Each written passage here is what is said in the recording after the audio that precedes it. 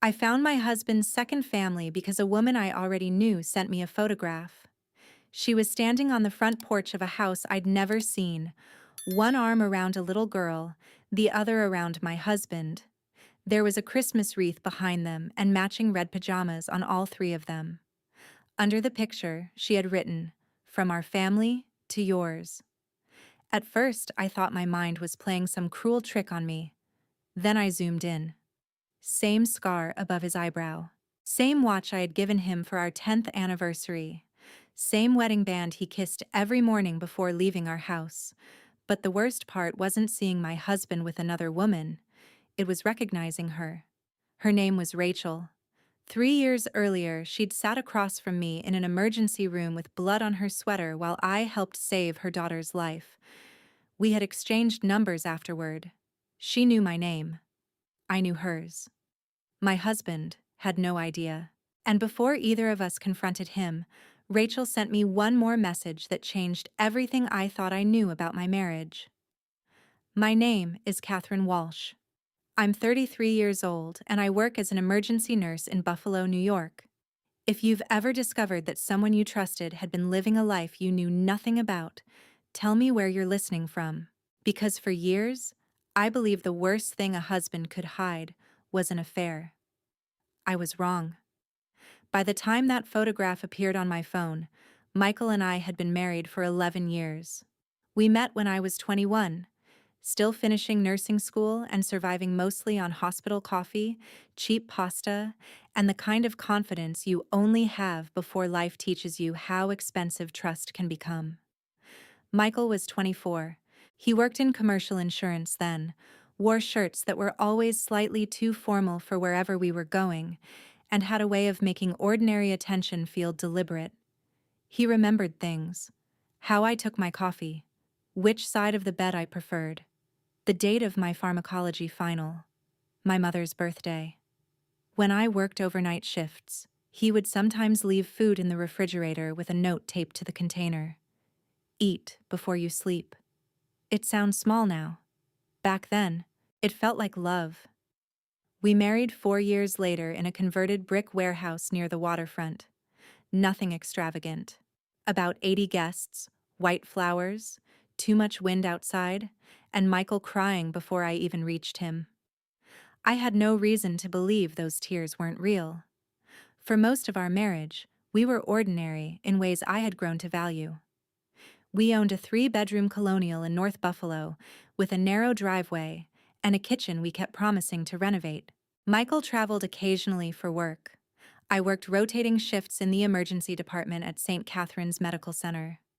Our schedules were ugly, but we adapted. At least I thought we did. We didn't have children. Not because we had firmly decided against them. Life just kept pushing the conversation forward. First nursing school debt, then Michael's promotion, then my mother got sick, then another promotion. Then we were 32 and saying maybe next year, like next year was a place that waited patiently for everyone. Michael never pressured me. That mattered. Working in emergency medicine had made me cautious about bringing a child into a life where I sometimes slept through entire afternoons and ate dinner at 6 in the morning. Michael always said the same thing: "When you're ready, I'm ready." I believed him. The first thing that changed was almost too small to remember. About 8 months before the photograph, Michael started taking more overnight trips. Syracuse, Rochester, Albany, sometimes Toronto. His company had expanded his territory, he said. There were regional accounts that needed in-person meetings. It made sense. What changed was how unreachable he became while he was gone. For years, Michael had been the kind of person who answered messages quickly. Suddenly, on certain trips, I could go 5 or 6 hours without hearing from him. Then he'd call from a hotel room sounding perfectly normal. One night, while I was charting after a brutal Saturday shift, my phone buzzed. 9:17 p.m. Michael never went to sleep at 9. "Who are you? And what have you done with my husband?" Instead, a trauma alert came through the overhead speakers and I forgot about it. My marriage trained me to explain them away. 2 weeks later, I found a pink plastic hair clip under the passenger seat of Michael's SUV. Small. I held it between two fingers and stared at it longer than I should have. When Michael came into the garage, I lifted it. Know anyone missing this? Probably Claire's daughter.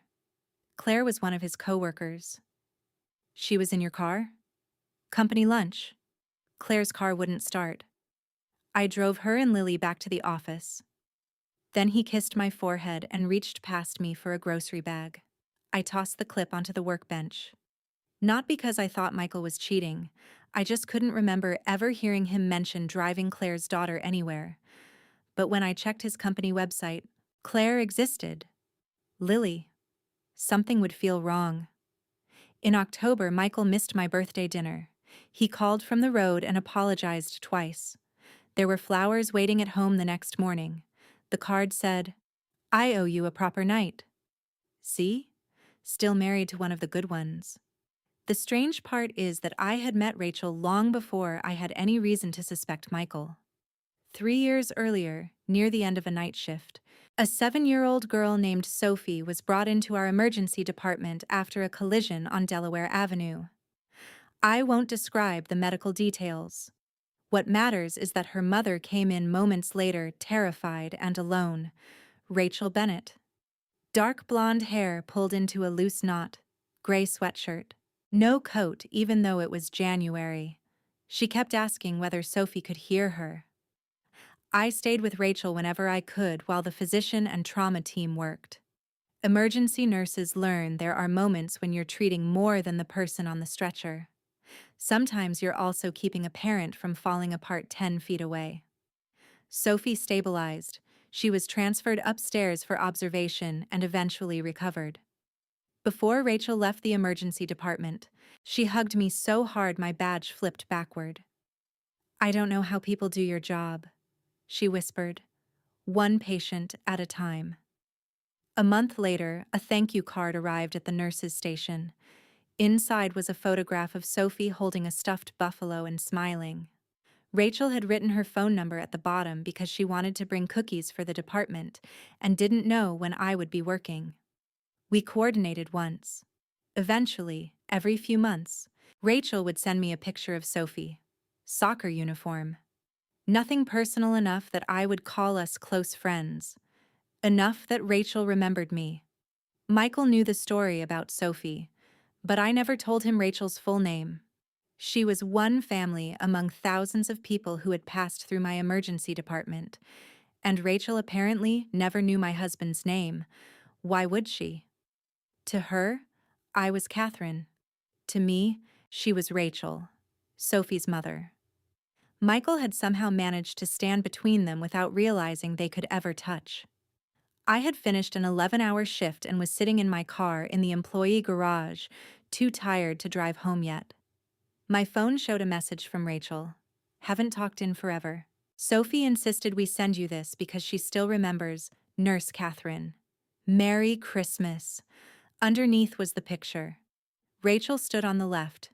Sophie was in the middle, and Michael stood on the right. My Michael. His arm around Rachel's waist. The first thing my brain tried to do was protect me. Maybe Rachel knew him through work. Maybe I was so exhausted I was misreading what I saw. Then I noticed the house. Behind them, above the porch railing, hung a wooden sign. The Walshies. Rachel's hand rested against Michael's chest. Not a casual ring. Then I looked at Sophie. She was 10 now. Old enough that suddenly something else bothered me. Michael had brown eyes. So did Sophie. I knew that. I typed Rachel's name into Facebook. We weren't connected there, but her profile wasn't completely private. The first visible photograph was the Christmas picture. 27 reactions. One said, "Beautiful family." Another said, "Sophie looks more like her dad every year." I clicked Rachel's profile information. No spouse name visible. Rachel and Sophie beside a lake. The watch was familiar. Thanksgiving. Michael's hand resting beside a plate. 3 bicycles outside a garage. One adult bicycle was the exact model Michael kept telling me belonged to a colleague who stored it at his house. For nearly 10 minutes, I sat in that parking garage listening to cars pass behind me. What I felt was stranger. You ask what happened first. Michael's first overnight work trips had started roughly 4 years earlier. I had met Rachel 3 years ago. Sophie was 10. Michael and I had been together for 12 years. My first thought was impossible. I opened my calculator even though there was nothing to calculate. Sophie could not be Michael's daughter. Unless Michael's relationship with Rachel had started before. Ours. Opened it again. My phone buzzed. Rachel. Or maybe she did. For one terrible second, I wondered whether the Christmas photograph was deliberate. Sophie says you still owe her a rematch at Uno someday. Rachel didn't know. Not yet. My first instinct was to call Michael. Hey, babe. And I realized something that made me lower the phone. If Michael had maintained two families for years, confronting him before I understood how he'd done it would give him the only thing he needed. Time to call Rachel first. Time to turn two women who didn't know the truth into enemies before we could compare what he had told us. Instead, I sent Rachel a message. Beautiful picture? Sophie looks so grown up. Then I added one question. Is that your husband? Yep. Michael. 15 years next spring. Somehow, he still hates Christmas photos. Then a third time. Michael and I had been married 11. Rachel believed she had been with him for 15. Her response came almost immediately. LOL. Maybe from the hospital? He picked us up when Sophie was discharged. I think you might have passed him in the lobby. Then Rachel sent another photograph. Michael asleep on a couch. Sophie curled against his side. A dog at his feet. My two favorite people after Sophie's accident. He barely left her side for a month. The exact month I remembered Michael telling me he had been assigned to a long project in Albany. He hadn't been in Albany. I finally drove home. Michael wasn't there. I stood in our kitchen with the refrigerator humming behind me and looked at everything differently. The framed wedding photograph on the shelf. Michael walked in carrying his laptop bag. Hey, thought you'd be asleep. I looked at his face and understood why people say betrayal can make someone look like a stranger. Nothing about him had changed. How was Rochester? I asked. Long. He opened the refrigerator. Client wouldn't stop talking. What client? Dempsey Logistics. I already knew something he didn't, because less than an hour earlier, Rachel had sent me a second picture without realizing why I needed it. Michael. Sophie beside him doing homework. The timestamp was 7:18 p.m. The sweatshirt he wore in Rachel's photo was under his coat now. Michael turned. You okay? Just tired. Go get some sleep. I walked upstairs without saying another word. At 1:06 in the morning, while Michael slept beside me, my phone lit up under the blanket. Rachel again. Sorry if I got weird earlier. Something you said made me curious, so I looked at your profile. Catherine. Why is my husband in your wedding photo? And before I could answer, Rachel sent me a screenshot. It wasn't from Facebook. It was from Michael's phone. Niagara Falls. One booked under Michael Walsh. The second booked under a name I had never seen before. Rachel typed one final sentence. He told me he's taking Sophie and me there for Christmas. Then why, Catherine? Is the second room booked in your name? I stared at Rachel's message until the words stopped looking like English. 2 rooms, one for Michael. Rachel believed she was going to Niagara Falls with her husband and daughter for Christmas, and somehow my name was already attached to the reservation. I sat up carefully and looked toward Michael. One arm across my side of the bed, his breathing slow and even, as if he hadn't spent the last decade constructing 2 versions of himself. Then I called Rachel. She answered before the first ring finished. Finally, she whispered. Catherine? Yes. Tell me I'm wrong. I can't. The silence on the other end was different from anything I'd heard in an emergency room. Not yet. It was the moment before panic, when the mind is still trying to force reality back into its old shape. Rachel spoke first. How long? 11 years married, 12 together. No. How long have you been with him? Almost 15. And Sophie? Rachel didn't answer immediately. When she did, her voice changed. She turns 11 in March. Her birthday was in March. Michael and I had started dating in September 12 years earlier, 6 months before Sophie was born. Rachel understood at the same moment I did. Oh my God. We didn't need to. Michael had not started a second family after marrying me.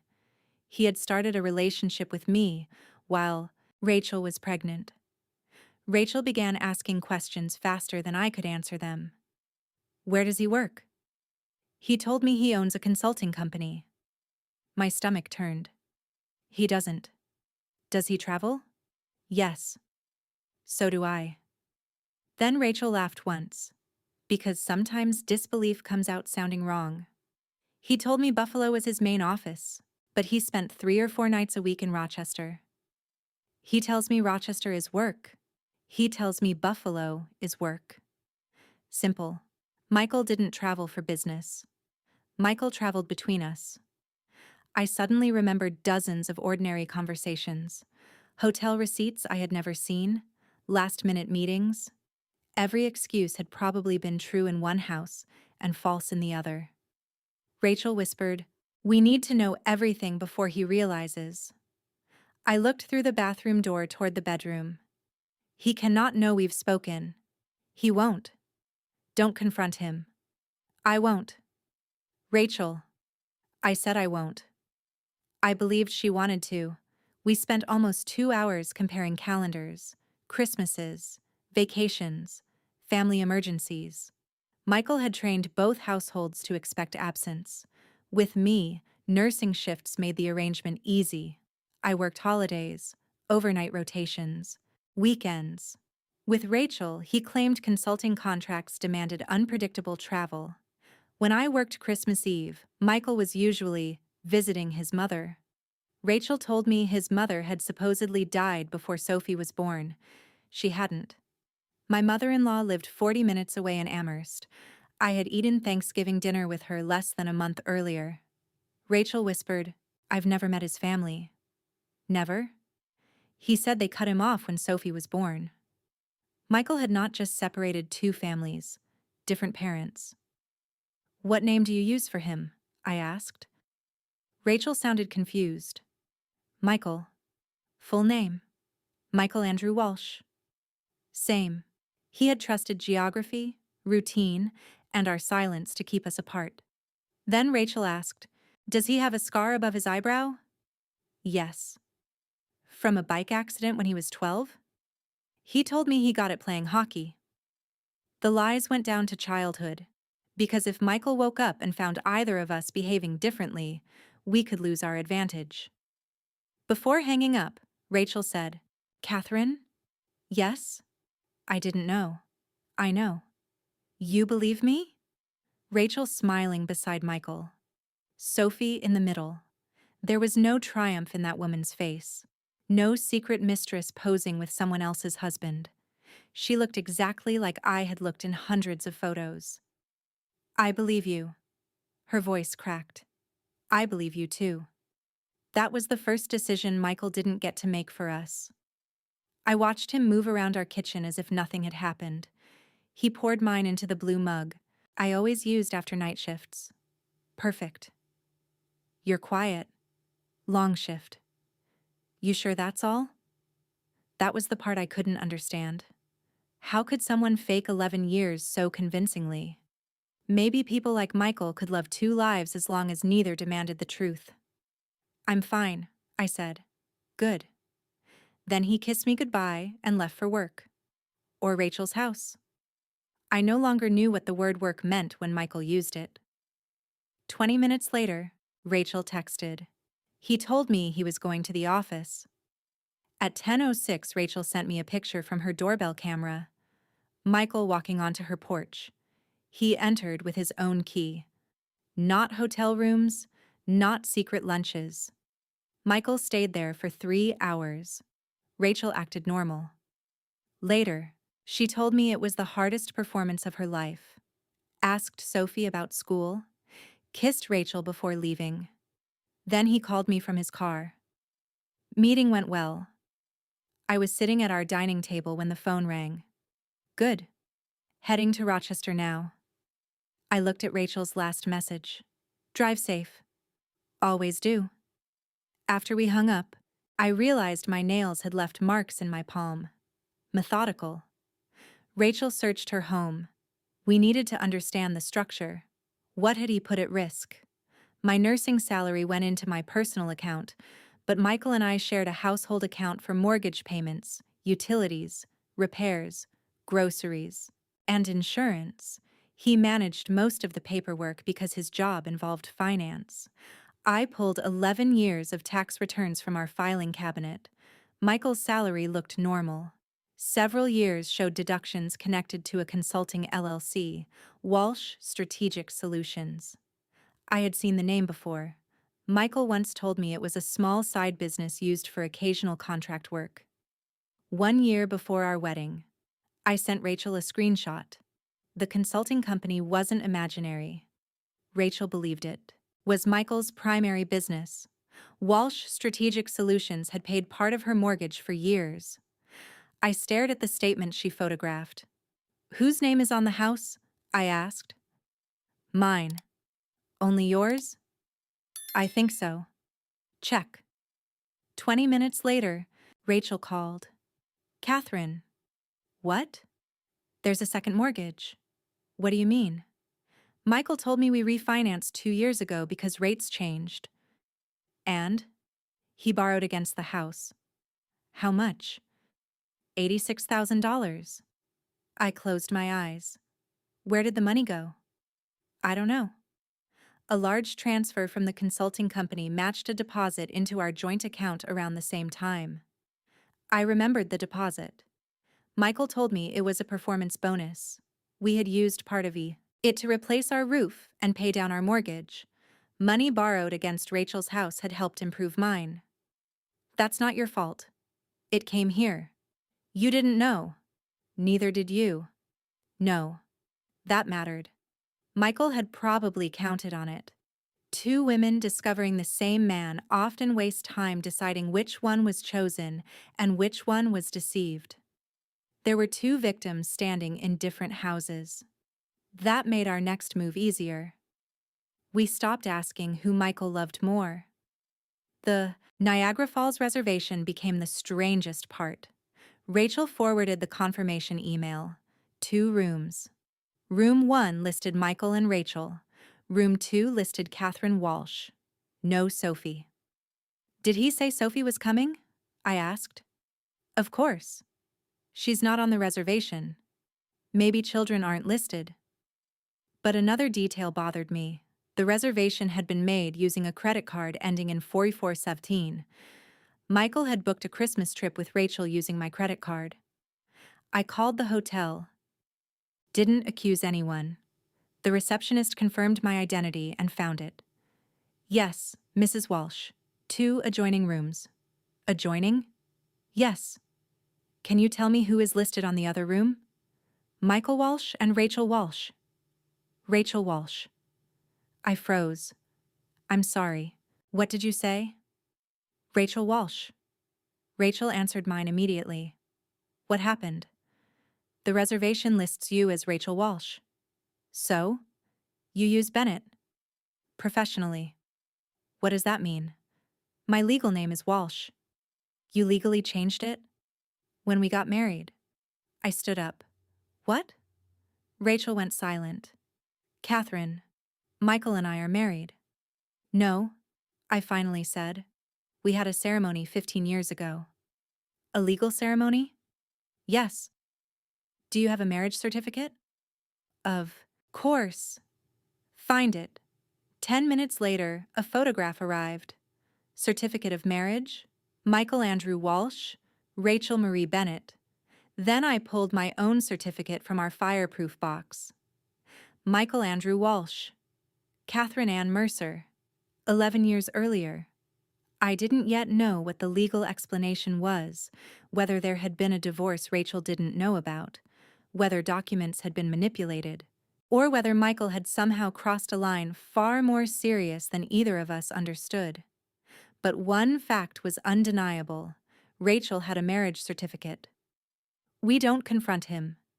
Her voice was different now. I know. We get copies of everything. I know. Marriage records, mortgages, bank statements, insurance, taxes. Catherine. What? There is something else. Rachel lowered her voice. After you asked about the hotel, I searched the desk in his office. What did you find? A folder. What kind of folder? I don't know yet. Rachel. He has copies of your nursing license. My what?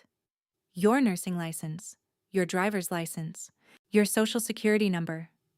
I stood perfectly still. Why? I don't know. Anything else? Yes. There are forms with your signature. What forms? Life insurance. On Michael? No. Rachel stopped, then said the word slowly. On you. How much? $500,000. Who's the beneficiary? Rachel. Who is it? Michael. That wasn't shocking. Spouses named each other on insurance policies all the time, never agreed to anything. There's another page, Rachel whispered. What? Rachel, what does it say? Her breathing changed. Catherine. There's a second beneficiary. Who? Sophie. For several seconds, I could hear nothing except the blood beating in my ears.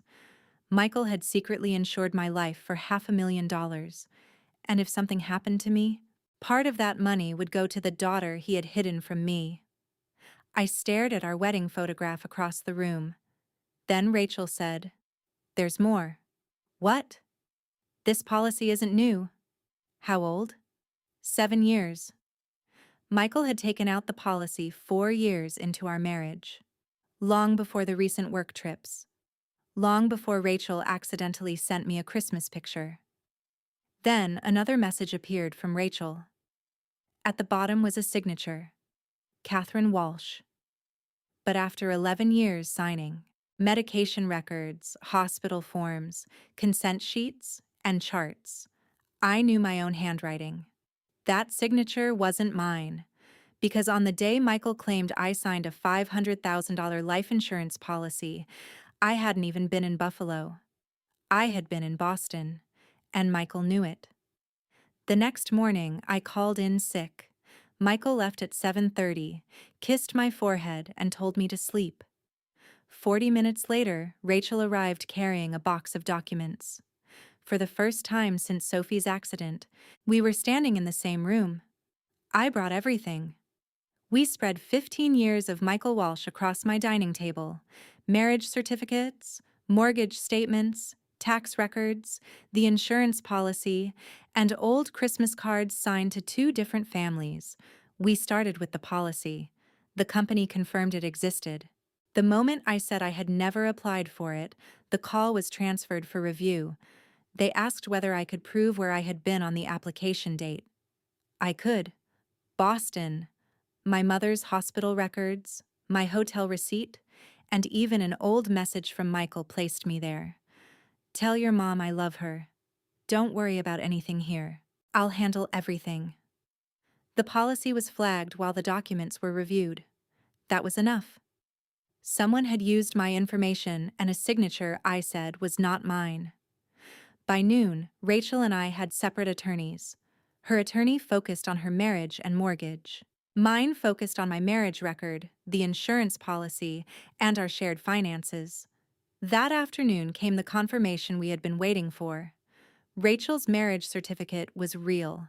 So was mine.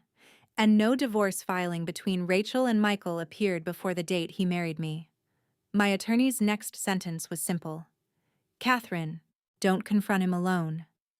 So we didn't. We waited. And Michael made the mistake for us. He told Rachel he was staying overnight in Buffalo for work. 7 minutes later, he told me he was staying in Rochester. Then a charge appeared on our joint card from a jewelry store outside Orchard Park. Rachel looked at me.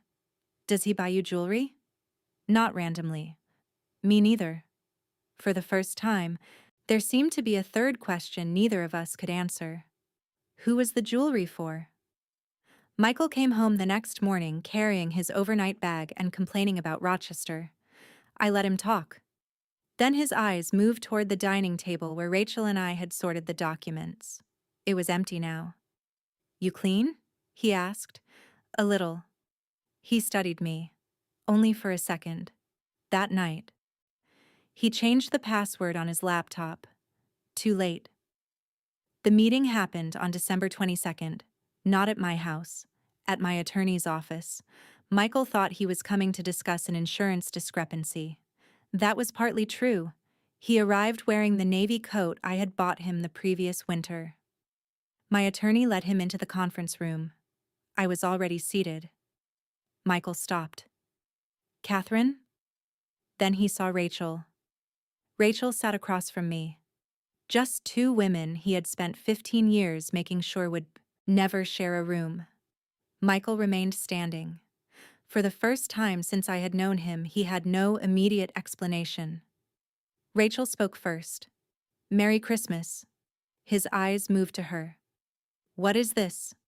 I slid 2 certified marriage certificates across the table. His eyes dropped. My attorney said, Before anyone continues, Mr. Walsh, you should understand that Catherine has legal representation. Rachel has separate counsel. This meeting is being documented. Michael looked at me. You hired a lawyer? Yes. Without talking to me? You married me without talking to your wife. Rachel's hands tightened beneath the table. Michael finally sat. Then he did what he had probably done for years. Catherine, you don't understand what Rachel and I... Rachel cut him off. Don't. Rachel. No. You don't explain Catherine to me. You don't explain me to Catherine. That's over. Then he looked at me again. Our relationship was complicated before I met you. Were you married? Rachel answered. Yes. Michael rubbed his forehead. We were separated. Rachel stared at him. When? When were we separated, Michael? We weren't living normally. You slept in my bed 4 nights before you proposed to her. That isn't what happened. Rachel opened her file. She placed a photograph on the table. Michael holding newborn Sophie. Sophie's first birthday. A family trip. The years overlapped our courtship, engagement, wedding, anniversaries. Not one photograph proved what he felt. Michael looked toward the attorney. This is a private family matter. My attorney didn't react. Then let's talk about the life insurance policy. Not much. What policy? He looked at it for less than a second. Then he looked at Rachel. You searched my office? Rachel leaned forward. Our office? Michael's voice sharpened. You had no right to go through my files. You kept Catherine's social security number in my house. Then I placed my Boston records beside the application. I wasn't here when this was signed. Michael looked at the page. Catherine, I can explain that. Good. I folded my hands. Explain it. So did Rachel. Finally, he said, it was estate planning. I almost smiled. Without telling me? I was protecting the family. Which one? Not guilt. He pointed toward Rachel. Sophie is my daughter. Yes. I had responsibilities. So you insured my life for $500,000 and listed the daughter I didn't know existed. You were my wife, Rachel said quietly. So was I. Michael pushed back from the table. This is ridiculous. My attorney told him to remain seated if he wanted the meeting to continue. Then came the mortgage. Rachel placed the documents down. $86,000. Michael closed his eyes. You signed. I signed refinance papers. I didn't understand you were moving money into another household. He looked at me. That was when I realized he wanted me to defend myself, to start arguing with Rachel. Rachel didn't look at me either. Michael had no battlefield left. You used part of Rachel's home equity for our roof, I said. I moved money between accounts, without telling either of us what it was. It all stayed in the family. Rachel's face changed. The family? He realized too late what he had said. For 15 years, that sentence had existed only in his head. One family, operationally. Was there anyone else? Michael stared at me. Rachel went still.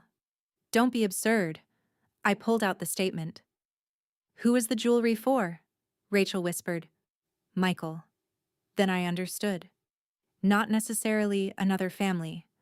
Not necessarily another wife. My attorney noticed too. She asked whether he wanted counsel before answering further questions. Michael stood. Yes. That was the end of the meeting. No confession. No apology. He walked out with the same coat, the same watch, the same face. But for the first time, neither wife followed him. The jewelry question was answered 3 weeks later through financial discovery. Michael had bought a necklace, not for another woman, for Sophie. A birthday gift he planned to give her during the Niagara Falls trip. And the hotel reservation finally made sense too. He had planned to bring Rachel and Sophie. The second room under my name wasn't for me. It was a billing trick. Michael had accumulated hotel rewards and corporate credits through accounts tied to both households. Booking part of the trip under my name allowed him to use benefits connected to our joint card without Rachel asking questions. Even his Christmas vacation required 2 versions of the truth. What followed took months, but it didn't need months of explanation. The insurance policy was canceled after review. Our shared finances were examined, and I moved my salary, passwords, documents, and emergency contacts out of Michael's reach. Rachel handled the mortgage and her marriage through her own attorney. I handled mine. For me, the important result was simple. Michael could no longer move between our lives while controlling what either of us knew. The paperwork had exposed the system. Now we were dismantling it. Michael tried contacting me directly. At first, apologetic, then defensive, then nostalgic. Remember our first apartment? Remember Niagara in 2018? Remember when your mom was sick? That last one made me stop reading, because I did remember. I remembered sitting beside my mother's hospital bed in Boston. I remembered Michael calling every night. I remembered believing he was taking care of our house while I was gone. Now that same trip was attached to a signature I said I had never made. Memory had become evidence. I blocked him and routed communication through counsel. Rachel did the same. Sophie was different. She was 11 years old. None of this belonged on her shoulders. Rachel told her only what was appropriate. Her parents were separating. Adults had made serious mistakes. She was loved. She had done nothing wrong. I didn't ask to meet Sophie. Not then. I didn't know what role, if any, I should have in her life. But one afternoon, Rachel texted me a photograph. Sophie holding the same stuffed buffalo from the hospital years earlier. Underneath, Rachel wrote, "She asked if Nurse Catherine is okay." I stared at that message for a long time. Then I answered, "Tell her Nurse Catherine is going to be fine, and that I still owe her Uno." 6 months later, my kitchen was finally renovated. Not because Michael and I had planned it, because I wanted one room in that house that didn't look exactly the way it had when I believed him. I replaced the cabinets, changed the counters, painted the walls. Nothing dramatic, just different. Rachel eventually sold her house after resolving the mortgage issues on her side. She and Sophie moved closer to Sophie's school. We didn't become instant best friends. That would have felt false. We had both spent years inside different versions of the same marriage. Sometimes seeing each other helped, sometimes it hurt. But every few weeks, we had coffee. We talked about work, about Sophie, about anything except Michael when we could. The strangest conversation happened almost a year after the Christmas photograph. Rachel stirred her coffee and said, "Do you ever wonder which one of us he really loved?" I thought about it. There had been a time when that question would have destroyed me. Now it seemed smaller. I don't think that's the question anymore. What is? Whether the way he loved anyone was worth living inside. Rachel looked at me, then nodded. That was the answer. Michael had spent years deciding which truths each woman was allowed to know. He decided when I would be alone, when Rachel would be alone, which house paid for, what, which Christmas belonged to whom, which version of himself we received. The most important thing Rachel and I did wasn't expose him publicly. We compared notes. That simple act destroyed the system, because secrecy had been the only thing holding it together. The last time I saw Michael in person was outside an attorney's office. He looked older, not ruined, not broken, just smaller somehow. He said my name. Catherine. I stopped. He looked like he wanted to explain again. I did. Love you. For a second, the old version of me wanted to ask how much. More than Rachel? Less than Rachel? Was our wedding real to him? Were the mornings real? The notes in the refrigerator? The nights beside my mother's hospital bed when he called? Then I understood that none of those answers could repair what mattered. So I said, "Maybe you did." He looked surprised. But love without truth gave me nothing I could safely build a life on. His eyes dropped. I walked away. A week later, Rachel sent me the Christmas photograph that had started everything. She had cropped Michael out. Just Rachel and Sophie in matching pajamas beneath the wreath. I laughed when I saw it. Then she sent another message. Next Christmas, no secrets. I saved the photograph. Not because I wanted to remember my husband's second family. Because they weren't his secret family anymore. Rachel was a woman I knew. Sophie was a child I had once helped. And I was no longer the wife standing safely on one side of a lie. Michael had spent 15 years making sure our lives never touched. He thought that was what protected him. He was wrong. The moment we recognized each other was the moment he lost control of both stories. If you discovered your spouse had another family, would you confront them immediately, or would you gather the truth first? Tell me in the comments. And if you want more stories about betrayal, hidden lives, and the moment people finally stop protecting the person who deceived them, subscribe and stay for the next one.